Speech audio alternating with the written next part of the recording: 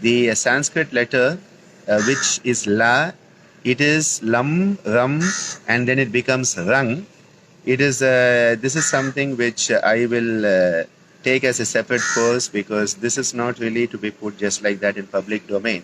But all I will tell you is, when the bell clangs, there has to be a very rough sound, and then that anuswara comes in. Okay, so there is a first clang, and then it sort of tapers. So the clang sound is a nasal twang. A nasal twang has to be there, and that is why it is not la or lam, it is lung, as in ng. It's a nasal twang has to be there.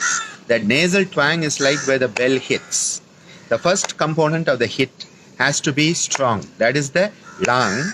And then the lam is sort of the tapering part. So the lam is the inner esoteric sound. But the sound you have to make is lung. Now everybody is making the inner sound they are trying to make. You cannot make the inner sound. You have to make the external sound. The internal sound has to happen on its own. And so people have ended up messing it up a lot. I don't want to comment on that, because it is a very, very strong thing that is there. But the sounds have to be with a nasal twang. Otherwise the sounds do not awaken these dormant energies that we have not been using. The energies are always there, but we are not open to it.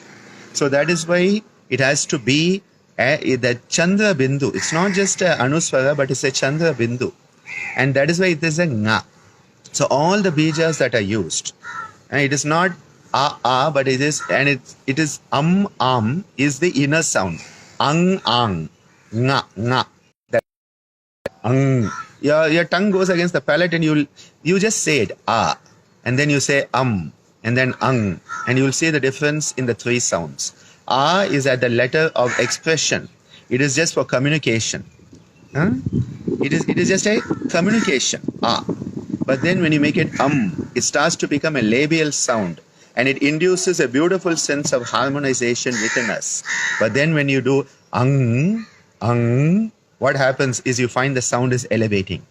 And that is why the bija mantras have to be with nasal twangs. Otherwise they will not do that. They'll make you feel good. They will help you a lot, but they will not do what they are supposed to do. And with that, I'm going to stop today.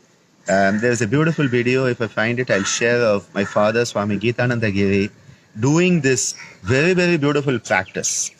And this is a practice that is very special to our parampara, the mantralaya, which we do not just teach commonly.